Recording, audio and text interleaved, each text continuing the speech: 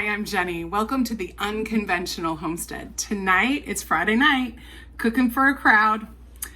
We are making one of my friend Donna's favorite fluffs.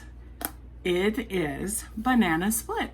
So we make it with cherry pie filling that I canned, with bananas and pineapple.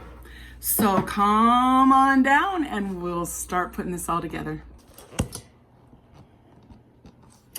So the first thing is sweetened condensed milk, a 14 ounce.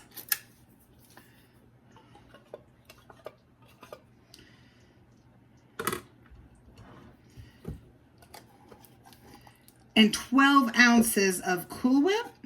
So I have two 8 ounces, so I'll use one whole one and then half. And I'll save the other half for another recipe.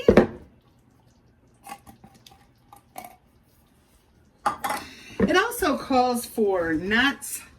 I usually use walnuts, but I am out, so I'm going to use chopped pecans. And I have found, because I'm making this the night before delivering it, that I never mix the nuts in the fluff. I dribble them on top. Dribble. Oh.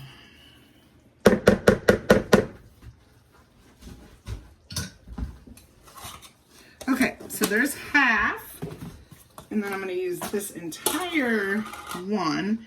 And the first step is just mixing these two together.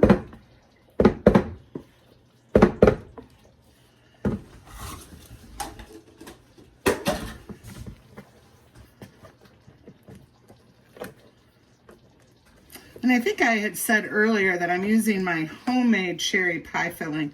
You could use strawberry or cherry. But I poured it out of the jar because my mom has used it for some of her coffee cakes and found a pit still in it. So I took it out and I have checked for pits. So that's why it's in this. And of course, since she found one, we've never found one, but it makes you a little gun shy. Cherry pie filling or anything with homegrown cherries is definitely a labor of love.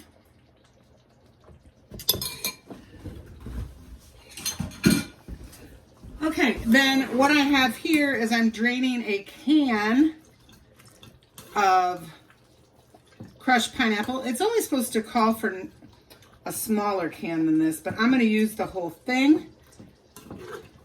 I saved the juice. I have a jar in my freezer, and someday I'm going to make pineapple jelly. So I used the full can of pineapple.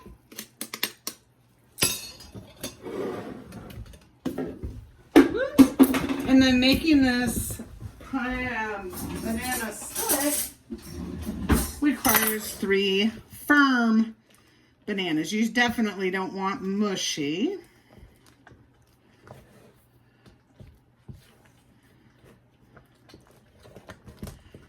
Always want to make sure you're scraping the bottom when you're making fluff.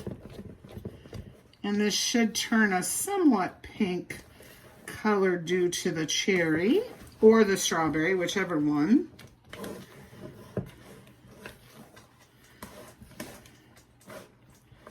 Now this fluff does not have marshmallows in it, and I think that's because it's the sweetened condensed milk already. That would probably send it over the top.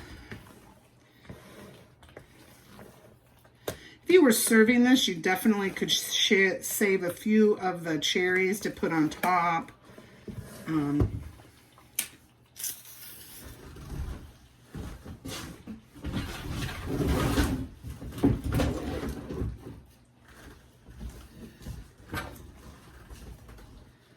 When I cut bananas for a fluff, I always cut the 2 ends off.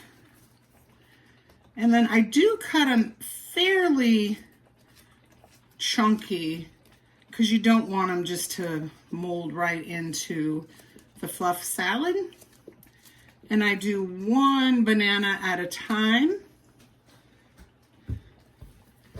and get it in there so that the air doesn't get to it, and discolor them.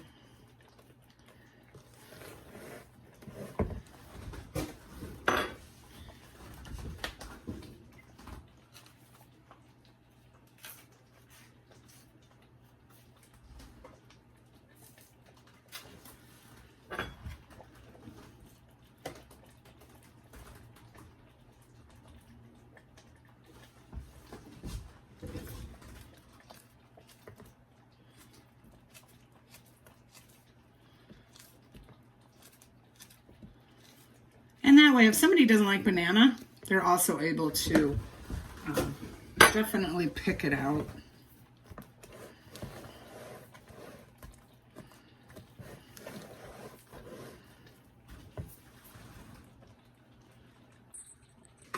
So I've labeled all of the containers, banana split fluff.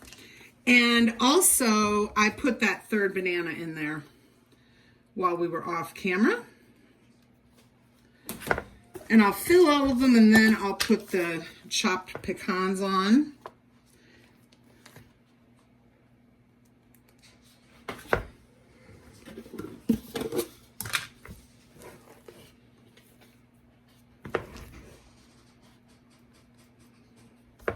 And I always have a wet paper towel to wipe off the lids if I need to, because I've been known to slop once in a while. Okay, more than once in a while.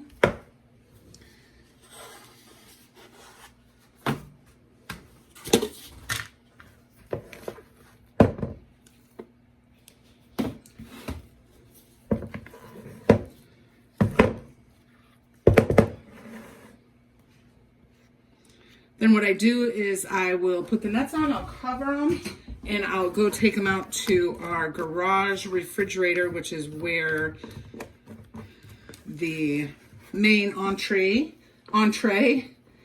and I also made cornbread for tonight. We're having goulash and cornbread, so make sure you look up those videos. I made cornbread, probably 6 weeks ago, maybe now, and my mom said it was really good and she could taste that with the goulash. So I'm all for accommodating.